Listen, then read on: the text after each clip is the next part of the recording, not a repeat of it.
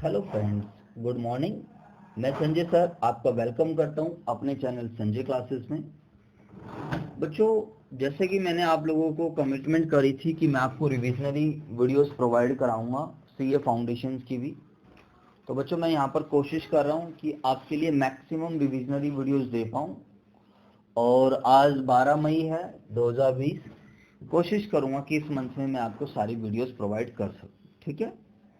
बाकी बच्चों, मैं जो मटेरियल यूज कर रहा हूँ वो मटेरियल आईसीआई का है, क्योंकि आपका एग्जाम इसी में से बनना है। आपको कॉन्सेप्चुअली अपने आप को स्ट्रॉन्ग बनाना है। मेरी कोशिश रहेगी मैं मैक्सिमम कॉन्सेप्ट्स आपको कम से कम टाइम में रिवाइज करा सकूं, बट फिर भी मुझे कई बार इसके लिए कुछ टॉपिक स्किप करने पड़ेंगे जो इम्पोर्टेंट नहीं है या जो आसान है, ये जो आप खुद से भी कर सकते हो। अभी मैं स्टार्ट कर रहा हूं बच्चों, that is chapter number 2, accounting process. तो सभी बच्चे ध्यान से समझेंगे अकाउंटिंग प्रोसेस में बेसिकली क्या क्या चीजें आती हैं। वैसे मैंने एक अकाउंटिंग प्रोसेस की अलग से वीडियो बनाई हुई है जो हमारे अकाउंट्स 100% चैनल पर है। अगर आप उस प्रोसेस पे, मैंने बोर्ड पे पढ़ा हुआ है, बहुत अच्छा चार्ट बनाया हुआ है, आप उसको देख सकते हो अगर आपको डिटेल नॉलेज नहीं है तो। आधे घंटे की वीडियो है, थोड़ा 1.5 की स्पीड पर देख लोगे, 1.50 की स्पीड पे, तो आपकी वो जो है क्या नाम है, कम टाइम में हो जाएगी। चलो जी, अब हम बिना टाइम वेस्ट करें हम स्टार्ट करते हैं सभी बच्चे। जो हमारा टॉपिक है बच्चों, बताओ, दैट इज अकाउंटिंग प्रोसेस। यहाँ पर हम फर्स्ट जो टॉपिक पढ़ने वाले हैं दैट इज जर्नल एंट्रीज। ठीक है। तो यहाँ पर हमें सोर्स डॉक्यूमेंट देखना है। सबसे पहले सोर्स डॉक्यूमेंट क्या होता है? सोर्स डॉक्यूमेंट्स वो वाउचर्स हैं, वो बिल्स हैं, वो एविडेंसेज हैं जिसके बेसिस पर हम ट्रांजेक्शन्स को रिकॉर्ड करते हैं। ठीक है। बुक्स ऑफ ओरिजिनल एंट्री मतलब सबसे पहले किताब कौन सी बुक्स में जर्नल एंट्रीज या ट्रांजेक्शन्स रिकॉर्ड करी जाती हैं। तो sales book, purchase book, sales return, purchase return वगैरह ये सब। ट्रायल बैलेंस सब बच्चों को पता है। What is trial balance? एक समरी होती है जिसमें all debit and credit balance की डिटेल शो करी जाती है एक पार्टिकुलर डेट पर, जो आपकी अर्थमेटिकल एक्यूरेसी के रिगार्डिंग डिटेल शो करती है। ठीक है। हाँ जी सर, अगर हम आगे की बात करते हैं, अब हमारे पास आता है ये अकाउंट। व्हाट इज अकाउंट बताओ? अकाउंट में पर्सनल अकाउंट, इम्पर्सनल, ये ट्रेडिशनल अप्रोच के अकॉर्डिंगली बताया जा रहा है। पर्सनल अकाउंट में फर्दर डिवाइड हो जाता है। आपका 3 तरीके का अकाउंट बनता है, नेचुरल, आर्टिफिशियल और रिप्रेजेंटेटिव। और एक फिर रियल अकाउंट है और एक क्या है, नॉमिनल अकाउंट है। ठीक है। चलो मैं यहीं पर आइडिया देता हूँ। नेचुरल पर्सन में राम श्याम सीता गीता वो सब लोग आते हैं जिनका जन्म है, जिनकी मृत्यु है, वो सब कौन सी कैटेगरी में? नेचुरल पर्सन में। आर्टिफिशियल पर्सन वो पर्सन जिनका जन्म और मृत्यु नहीं है, which are created by law, जिनके पास कुछ राइट्स आते हैं, वो अपने नाम से कॉन्ट्रैक्ट कर सकते हैं, सेल कर सकते हैं, परचेज कर सकते हैं, एग्रीमेंट कर सकते हैं, किसी के खिलाफ केस फाइल कर सकते हैं।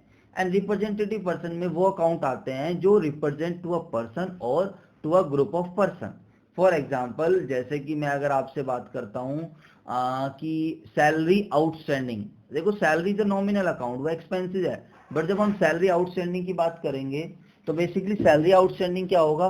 Salary outstanding represent to a person, वो किसको रिप्रेजेंट करेगा? बेसिकली एक पर्सन को। तो सैलरी आउटस्टैंडिंग कौन सा अकाउंट है? सैलरी आउटस्टैंडिंग बेसिकली कौन सा अकाउंट है बच्चों बताओ? वो एम्प्लॉय को रिप्रेजेंट कर रहे हैं यहाँ पर, मतलब पर्सन को या ग्रुप ऑफ पर्सन जिनकी सैलरी पेंडिंग है। ठीक है। तो सैलरी आउटस्टैंडिंग रिप्रेजेंटेटिव पर्सन में आ जाए। कैपिटल अकाउंट है। अगर हम किताबों में कैपिटल अकाउंट को देखते हैं तो हमें ओनर की याद आती है। तो capital account represent to owner. तो कैपिटल अकाउंट कौन सा अकाउंट है बेटा? Representative person. ड्राइंग्स अकाउंट है, किसके एग्जांपल है? रिप्रेजेंटेटिव। आपके यहाँ पर क्वेश्चन बन सकता है ऑब्जेक्टिव में भी। रियल अकाउंट क्या होता है? Real account that account which is related with the assets, and assets can be tangible और it can be intangible, like land, building, machinery, furniture, goodwill, patents, ये सब इसके अंदर आ जाएंगे।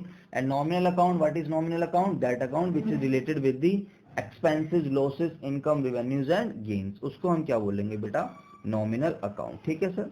इसके बाद अगर हम आगे चलते हैं तो डबल एंट्री सिस्टम, आप सब बच्चों को पता है what is double entry system. एक ऐसा सिस्टम जिसमें ट्रांजेक्शन्स को कंप्लीटली रिकॉर्ड किया जाता है by following the rules of debit and credit, जिसमें ईच एंड एवरी ट्रांजेक्शन्स को रिकॉर्ड किया जाता है। एक साइंटिफिक सिस्टम है और मतलब कोई भी चीज छोड़ी नहीं जाती है, चाहे वो छोटी हो चाहे वो बड़ी हो।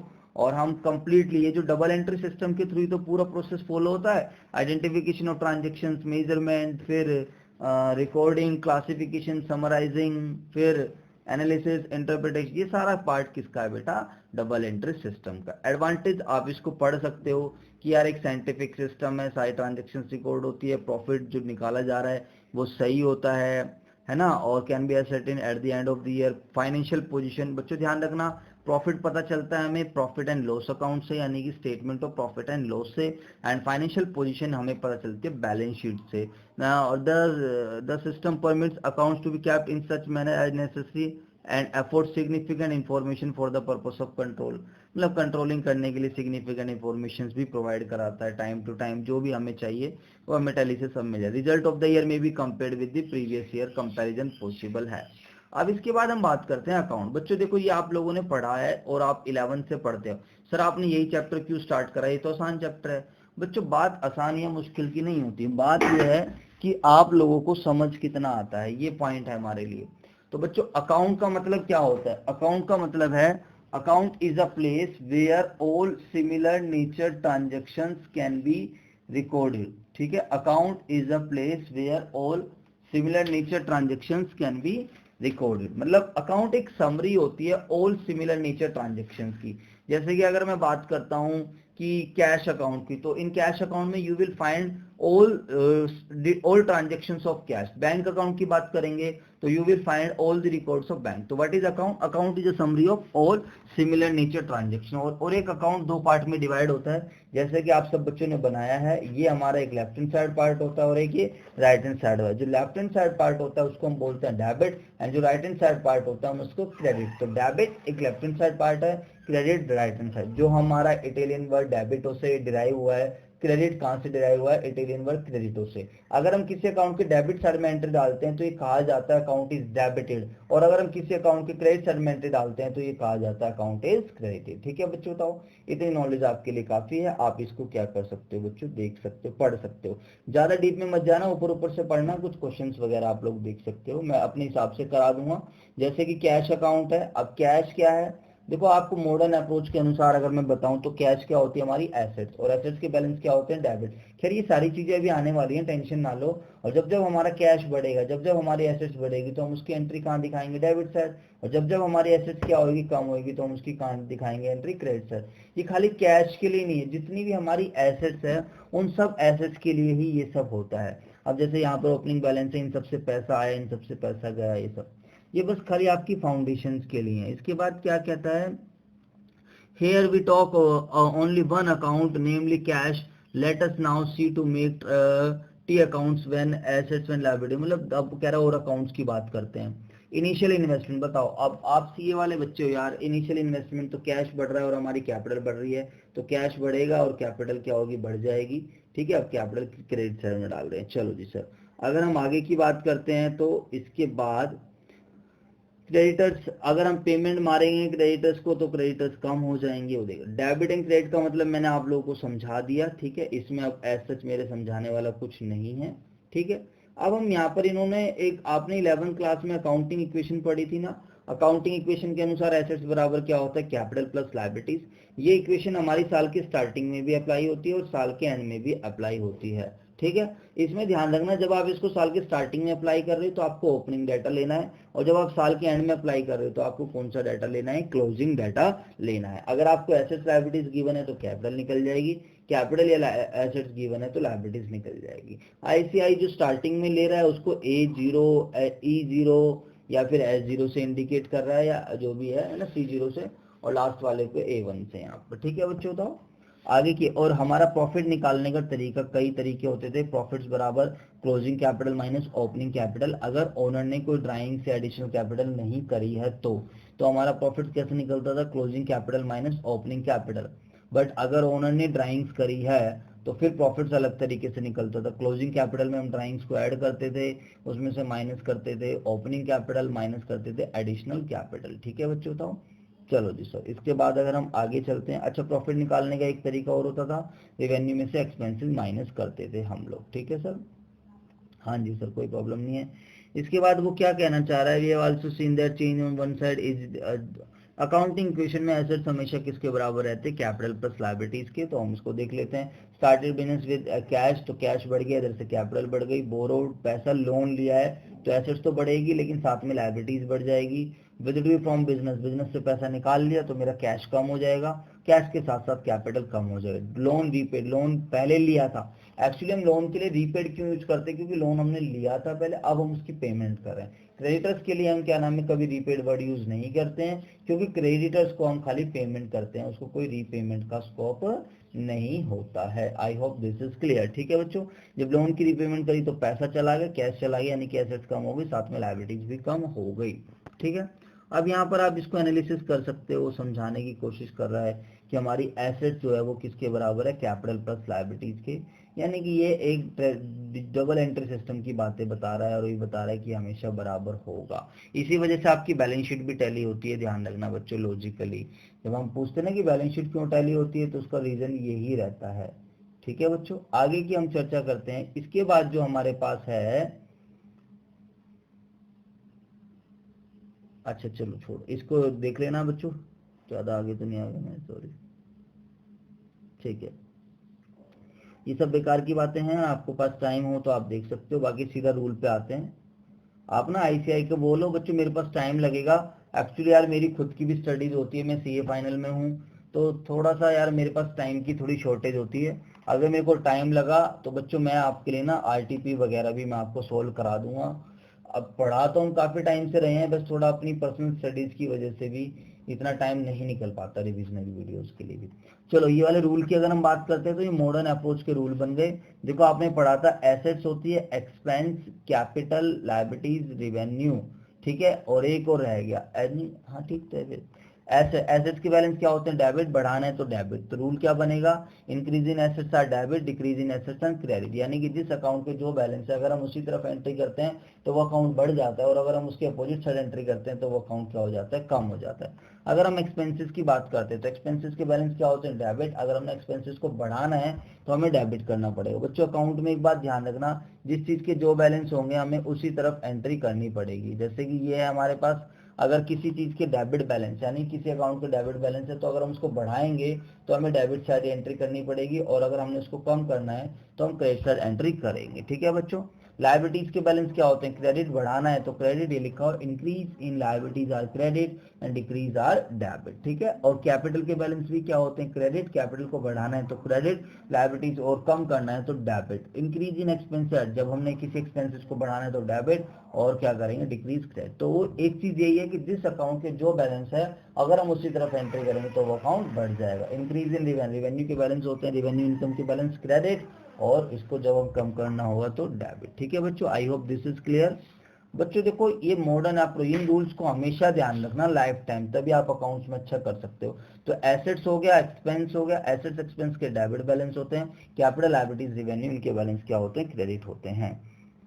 इसके बाद आपके सामने क्वेश्चन है इलस्ट्रेशन नंबर 1, और क्या कह रहा है इस क्वेश्चन में हम भी देखते हैं बच्चों जल्दी से। Following transactions entered by R after he show how various accounts will be affected. Various account, तो R started business with cash, तो कैश बढ़ रहा है, कैपिटल बढ़ रही है, तो cash account debit to capital. ठीक है बच्चों, तो आप बैंक या कैपिटल भी कर सकते हो। परचेज फर्नीचर, फर्नीचर खरीदा है तो फर्नीचर बढ़ रहा है, कैश कम हो रहा है, तो furniture account debit to cash, या फिर बैंक भी कर सकते हो। Paid salary to his clerk, salary pay कर दी हमने, तो सैलरी पे करेंगे तो क्या एंट्री होगी, salary account debit to cash account. Paid rent, हमने रेंट पे करा है तो जब हम रेंट पे करते हैं तो क्या जनरल एंट्री होगी, rent account debit to cash account. Received interest, अब हमें इंटरेस्ट मिल रहा है तो बच्चों बताओ, रिसीव कमाई हो रही है तो पैसा आएगा, cash account debit to interest. ठीक है, अब हम ट्रांजेक्शन की बात करते हैं। यहाँ पर ट्रांजेक्शन उन्होंने यहाँ भी एक्सप्लेन किया, चैप्टर 1 में भी उन्होंने एक्सप्लेन किया था। व्हाट आर ट्रांजेक्शन, ठीक है बताओ सारे। तो transaction basically exchange of goods and services होता है, जिसमें हम वैल्यू को एक्सचेंज करते हैं। एक बंदा वैल्यू लेता है, दूसरा बंदा वैल्यू पे करता है, वैल्यू के बदले में कुछ होता है। जैसे कि मैंने मशीनरी खरीदी तो मुझे मशीनरी के रिगार्डिंग कुछ वैल्यूज मिल रही है, उसको मैं यूज करूँगा, काम में आएगा। मैंने बदले में उसको वैल्यू दी है, कुछ कैश वगैरह पे करा। हम एम्प्लॉयज की सर्विसेज लेते हैं तो हमें सर्विसेज के टर्म्स में वैल्यू मिल रही है, और हम उनको पेमेंट करते हैं। ठीक है बच्चों, बताओ। तो ट्रांजेक्शन जनरली मनी से रिलेटेड होती है, अगर ट्रांजेक्शन मनी से रिलेटेड नहीं है तो हम उसको रिकॉर्ड नहीं करते हैं। यहाँ पर हम आउटसाइड ट्रांजेक्शन की बात कर रहे हैं और लिखा हुआ है they are supported by the substantial document like purchase, sales, invoice वगैरह, इन सबसे सपोर्ट। अब हम यहाँ पर कहता है transactions analyse and in terms of money are prepared and recorded in the books of accounts under.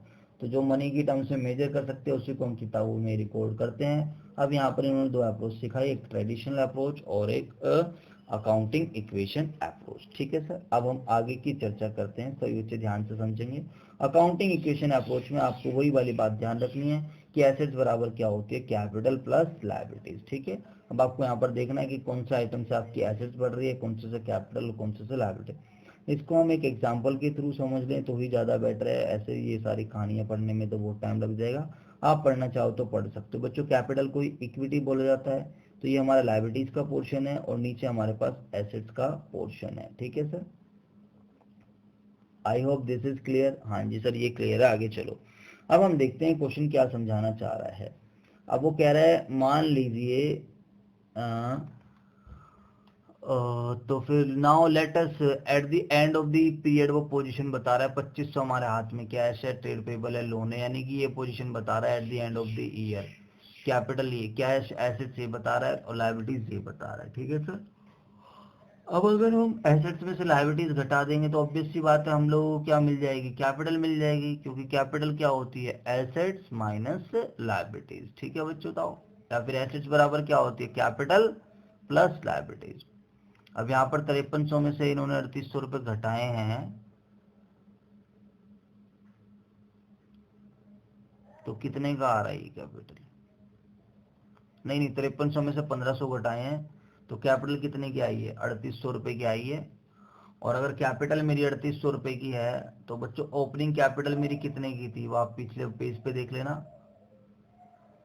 ठीक है सर, ओपनिंग कैपिटल मेरी 50 लाख की थी, ओपनिंग कैपिटल मेरे पास थी 50 लाख रुपए की, और अब जो मेरी कैपिटल हुई है वो है 38 की। अब 50 से 38 की हो गई तो यानी कि 12 लाख का लॉस हो गया। ठीक है बच्चों, तो हम वैसे क्लोजिंग में से ओपनिंग घटाते हैं, अगर पॉजिटिव आते हैं तो प्रॉफिट है और नेगेटिव आता है तो लॉस है। लेकिन एक बात ध्यान रखना, ये फॉर्मूला तभी अप्लीकेबल होता है जब हम क्लोजिंग में से ओपनिंग घटा रहे हैं और हमारे पास एडिशनल कैपिटल की इंफॉर्मेशन नहीं है, ड्राइंग्स की इंफॉर्मेशन नहीं है। सॉरी, आगे चलते हैं। ये क्वेश्चन है हमारे पास, develop the accounting equation from the following information at the beginning of the year at the end of the year. ठीक है, आपको ये इन्फॉर्मेशन गिवन है, आपको अकाउंटिंग इक्वेशन बनानी है। तो एसेट्स बराबर कैपिटल प्लस लायबिलिटीज, यहाँ पर आपको कैपिटल नहीं गिवन है तो आप एसेट्स में से लायबिलिटीज घटाओगे तो भी आपको क्या मिल जाएगी, कैपिटल मिल जाएगी। अकाउंटिंग इक्वेशन सॉल्यूशन देखते हैं, 51,000 ये स्टार्टिंग का है। ठीक है, ये रही कैपिटल 51 की, लायबिलिटीज इन दोनों को जोड़ दिया, ट्रेड पेबल्स और लोन को जोड़कर लायबिलिटीज आ गई, एसेट्स आ गई, ये बन गई हमारी अकाउंटिंग इक्वेशन। बोलो हाँ है ना। So at the beginning of the year assets बराबर कैपिटल प्लस लायबिलिटीज, यानी कि हमारी अकाउंटिंग इक्वेशन सेटिस्फाइड हो रही है। इसके बाद की अगर हम बात करते हैं तो क्वेश्चन क्या कह रहा है, अब एंड में बना दीजिए। तो एंड में भी L1 इन्होंने निकाल दिया, सारी लायबिलिटीज का टोटल कर दिया है, और जो भी आपके पास एसेट्स है उन सारी एसेट्स को टोटल कर दिया है। इक्विटी बराबर कैपिटल निकालनी थी तो कैपिटल बराबर एसेट्स माइनस लायबिलिटी। तो सिंपल क्वेश्चन है, कैलकुलेटर लेके आप सोल्व कर सकते हो। बैलेंस शीट क्वेश्चन ने मांगी तो बैलेंस शीट को हम पोजीशन स्टेटमेंट भी कहते हैं, एसेट्स माइनस लायबिलिटीज। ठीक है, इसके बाद अगर हम आगे की तरफ चलते हैं तो हमारे पास इलस्ट्रेशन नंबर 3 है। इलस्ट्रेशन नंबर 3 में कह रहा है प्रॉफिट इतने कमाया, एसेट निकालनी है हमें, लायबिलिटीज दे रखी है, asset at the end of the year भी निकालनी है हमें, और क्लोजिंग कैपिटल भी निकालनी है। अब हम इसको देखेंगे, सभी बच्चे ध्यान से समझेंगे इधर। तो बच्चों रिवीजन इसी तरीके से होती है, ध्यान रखना, ऐसा मानते हुए कि आपको पहले की चीजें क्लियर हैं तो भी आपकी रिवीजन प्रॉपर तरीके से मतलब तो हो पा रही है। कहता है कैलकुलेट ओपनिंग कैपिटल, अब हम हमें कह रहा है ओपनिंग कैपिटल निकालनी है। तो बच्चों सबसे पहले तो आप एक बार बताओ, आपने एक चीज पढ़ी थी एसेट्स बराबर कैपिटल प्लस लायबिलिटीज, ये फॉर्मूला स्टार्टिंग में लगाओगे तो स्टार्टिंग में लग जाएगा, एंड में लगाओगे तो एंड में। तो एसेट्स रहने दो।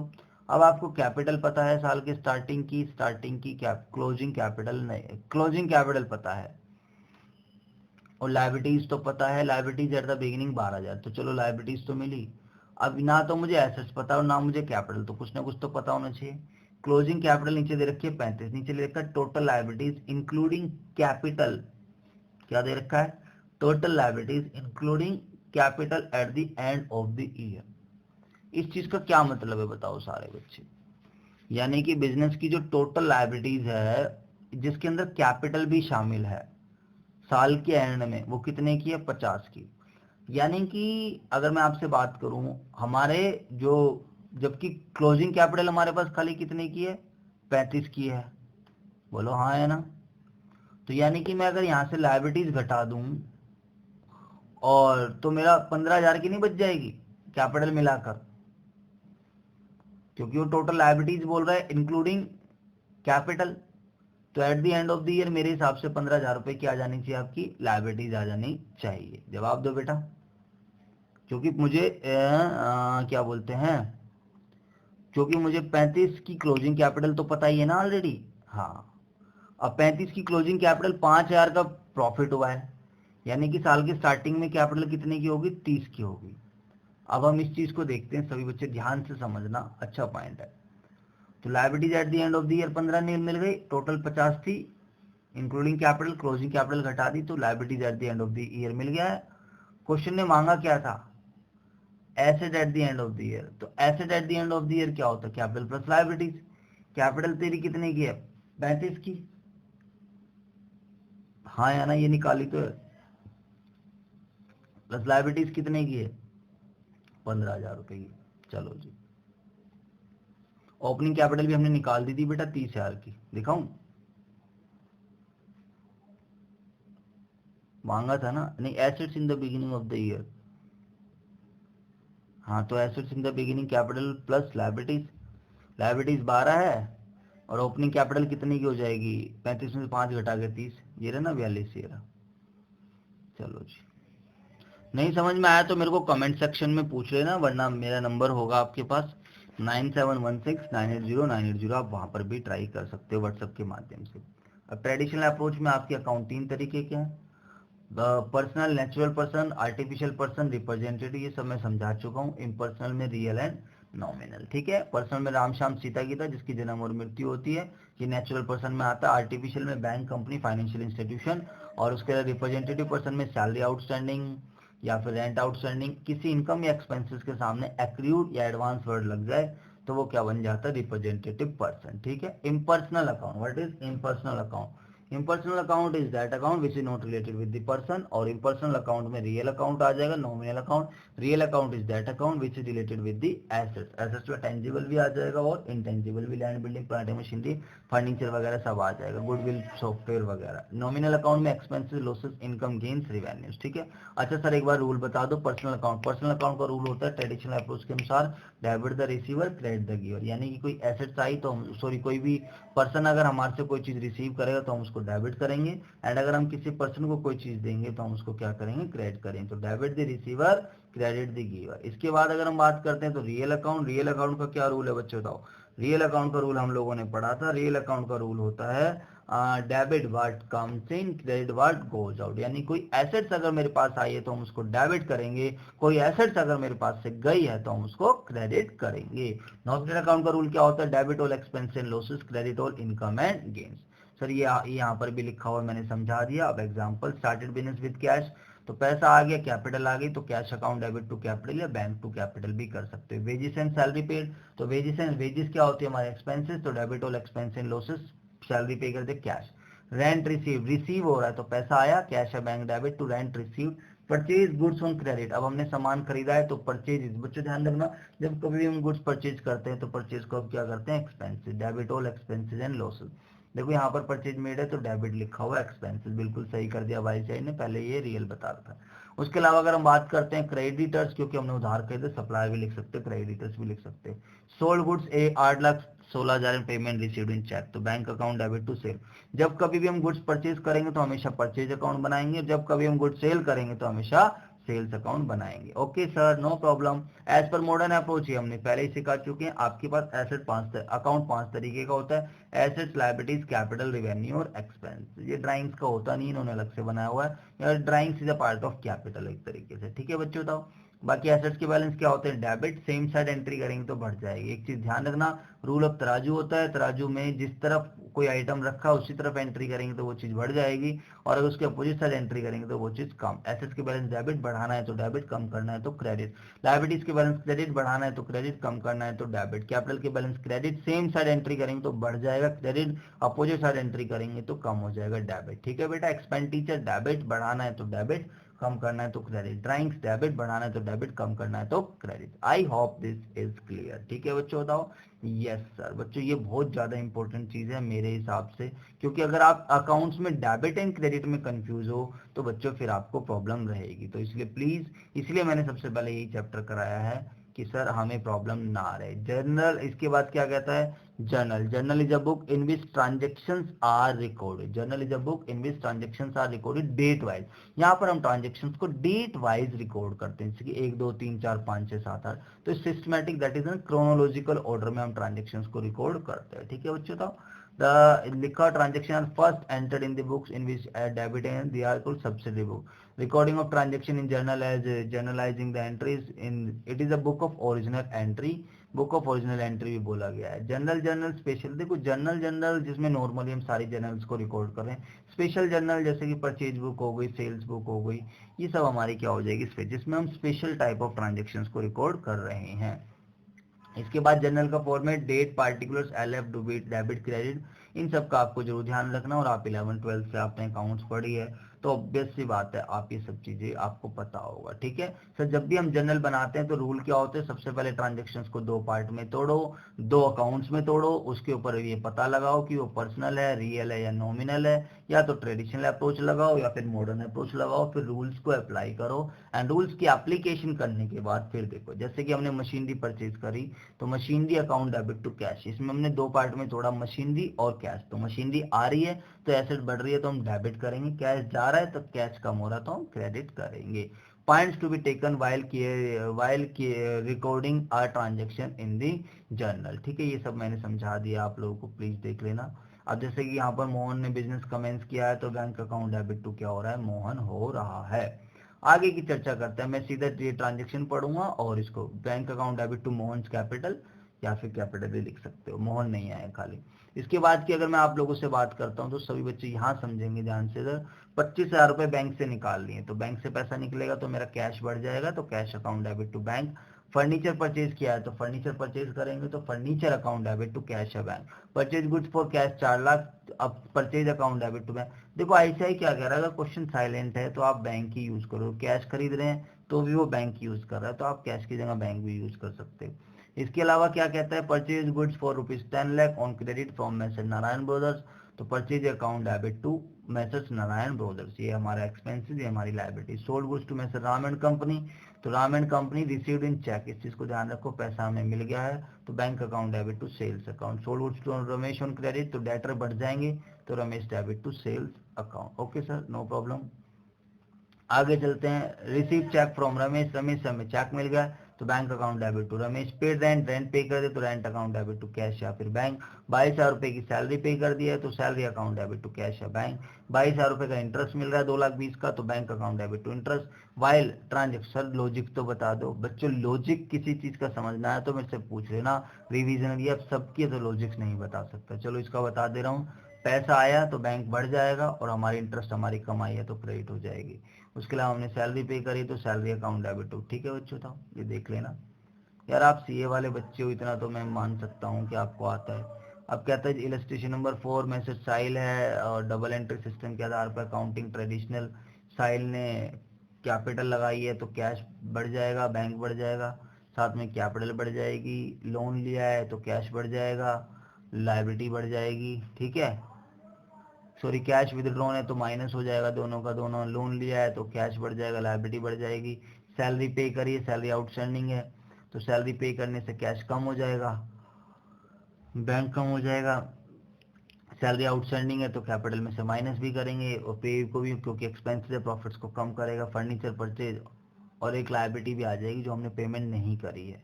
कितने की पेमेंट नहीं करी है, 300 रुपए की। ठीक है,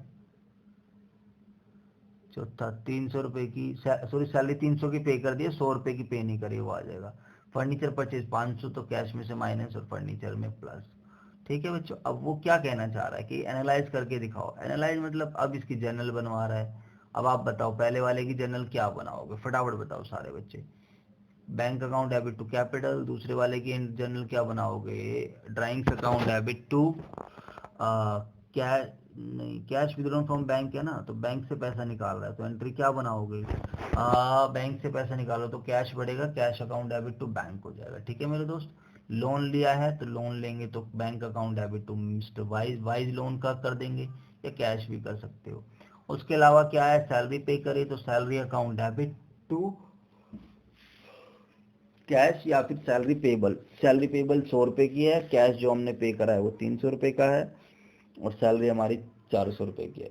परचेज फर्नीचर, तो furniture account debit to bank. अच्छा बैंक का वैसे पर्सनल नेचर होता है, ध्यान रखना ट्रेडिशन। कंक्लूजन ये है, इसको पढ़ लेना, ये इंपॉर्टेंट है। कंक्लूजन ये है कि चाहे आपने अकाउंटिंग इक्वेशन अप्रोच से काम कराओ, चाहे आपने ट्रेडिशनल अप्रोच से काम कराओ, जो नेट इफेक्ट आया है वो नेट इफेक्ट क्या है, सेम है। Illustration number 5। ठीक है बच्चों, अब यहाँ पर एक इलस्ट्रेशन आपको दी है, इसकी जल्दी से मैं आपको जनरल एंट्रीज करा देता हूँ। अजी स्टार्टेड बिजनेस विद कैश, तो बच्चों bank account debit to capital, withdrew cash from the bank, bank account debit to, sorry cash ने cash account debit to bank. Purchase goods, payment through bank, purchase account debit to bank. Sold goods तो bank account debit to sales.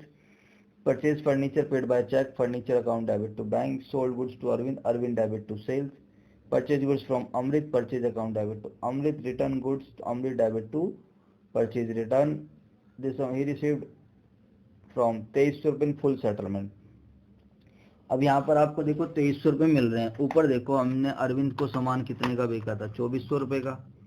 अब 2300 रुपये मिल रहे हैं तो 100 रुपये का हमने डिस्काउंट दे दिया, तो कैश है bank account debit, discount allowed debit और टू अरविंद। जब हम किसी को डिस्काउंट देंगे तो डिस्काउंट अलाउड होगा। He withdrew goods for personal use, उसने पर्सनल यूज के लिए सामान निकाला है तो drawings account debit to purchases. Withdrew cash from the business for personal use, drawings account debit to cash. Telephone charges pay कर दिए तो टेलीफोन चार्जेस टू कैश है bank. Amount paid to Amrit in full settlement.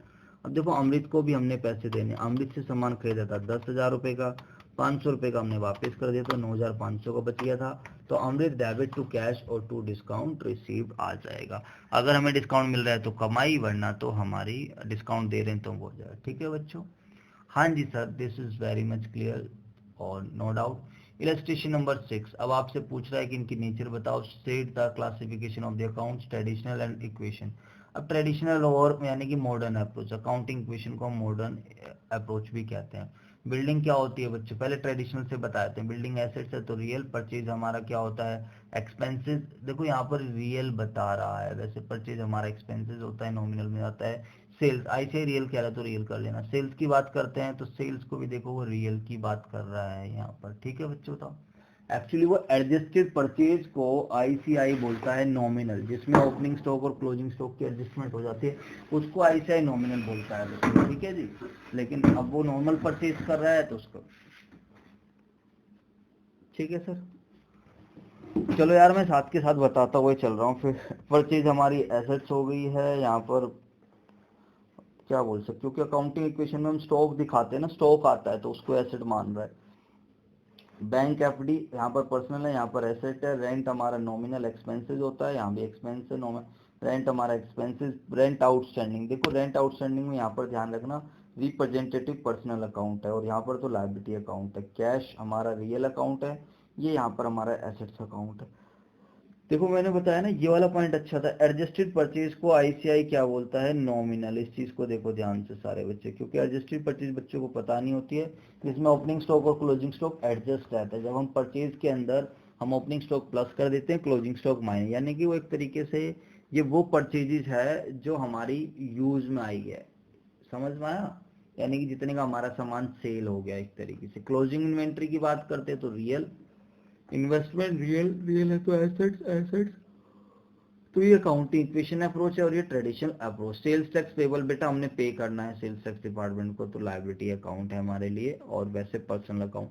Discount allowed, अगर हम discount दे रहे हैं तो expenses है, और ये टेम्परेरी कैपिटल, यहाँ पर एक्सपेंसेस बोल सकते हो। टेम्परेरी कैपिटल ये बनाता है, वैसे 5 तरीके का अकाउंट है। बैड डेट्स हमारा क्या होता है, नॉमिनल एक्सपेंसेस, टेम्परेरी एक्सपेंसेस बोल सकते हैं।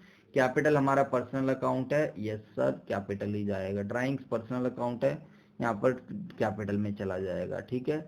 इंटरेस्ट रिसीवेबल, इंटरेस्ट हमें मिलेगा, इंटरेस्ट रिसीवेबल हमें किसी बंदे से इंटरेस्ट मिलेगा, तो इसलिए पर्सनल अकाउंट है, टेम्परेरी कैपिटल है, ठीक है बच्चों। बताओ, ड्राइंग्स पर्सनल हो गया है, interest receive personal, rent received in advance representative person, interest receivable भी रिप्रेजेंटेटिव पर्सन में आएगा। Prepaid salary representative person, basically personal account ही है। इंटरेस्ट रिसीवेबल यहाँ पर एसेट्स है, यहाँ पर लायबिलिटी है, rent received in advance prepaid, ठीक है। बैड डेट्स रिकवर्ड हमारी कमाई है, कमाई है तो नॉमिनल अकाउंट है। टेम्परेरी कैपिटल, कैपिटल डाल देना यार। Bad depreciation nominal, temporary capital. Personal income tax, तो पर्सनल इनकम टैक्स ड्राइंग्स होती है बच्चों, ध्यान रखना इस बात को। हाँ सर, थोड़ी आपने स्पीड तेज कर दी, कोई बात नहीं बच्चों, सीए वाले बच्चे हो यार, थोड़ी बहुत स्पीड तो मैनेज करोगे, आगे पता नहीं क्या क्या करना है आप लोगों को लाइफ में। अब कोई पहली बार थोड़ी पढ़ रहे हैं। हाँ सर बिल्कुल सही कह रहे हैं आप, नो प्रॉब्लम, प्लीज आगे चलो। Ramesh started business with cash to bank account debit to capital, illustration 7 पर आ चुके हैं। Bought goods for cash purchase account debit to cash, drew cash from bank, bank account debit, sorry cash account debit to bank. Sold goods to Krishna, तो Krishna debit to sale. Bought goods from Shyam, तो purchase account debit to Shyam. Receive from Krishna, तो कृष्णा से पैसे मिल रहे हैं तो bank account debit, discount allowed debit to Krishna. Paid Shyam cash, Shyam को cash दे दिया तो शाम डेबिट टू कैश और टू डिस्काउंट रिसीव्ड।